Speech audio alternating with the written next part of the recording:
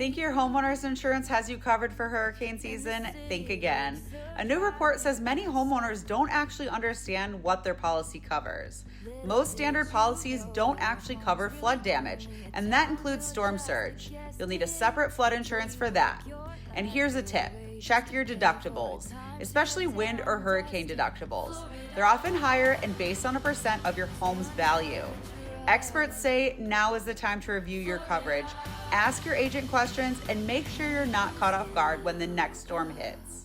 Bottom line, don't wait until it's too late. Please reach out today and I can connect you with one of my preferred agents.